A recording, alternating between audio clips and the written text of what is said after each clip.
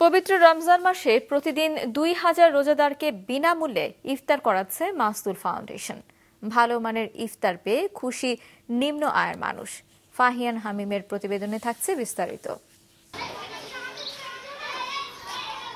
সাদা কাপড়ে ঢাকা সারি সারি টেবিল, বড় বড় হাড়িতে রান্না হচ্ছে খাবার, রং বেরঙের বেলুন এবং ঝাড়বাতিতে সাজানো চারপাশ। উপস্থিত মেহমানরাও রোজা ভাঙার জন্য অপেক্ষা আজানের। বলছি রাজধানীর রায়ের বাজারের মাসতুল মেহমানখানার কথা, যাদের সামর্থ্য নেই প্রতিদিন ভালো খাবার জোগাড়ের। আজকের অতিথি তারাই। এই ইফতারটা করতে আছে, করাইতে আছে। আমরা গরিব মানুষ, আমাকে সবার জন্য এটাই শুকরিয়া।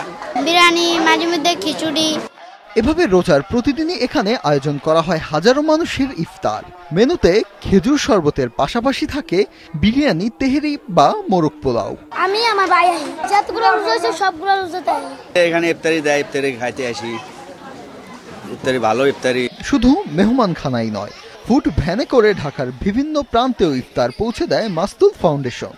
এতে রাস্তায় থাকা রিকশা চালক, দিনমজুর সহ নিম্ন আয়ের মানুষরাও ইফতারের সুযোগ পাচ্ছেন। আমাদের ভবিষ্যৎ পরিকল্পনা, আমরা সমাজে এতিম এবং অসহায় মানুষদের একটা স্থায়ী জায়গা করে দিতে চাই, যেখানে মানে রাস্তাঘাটে মানুষজন পড়ে না থাকে। সেখানে মাসতুলে সবাই আশ্রয় কেন্দ্র হিসাবে থাকবে এবং সমাজে কোনো বেকারত্ব থাকবে না।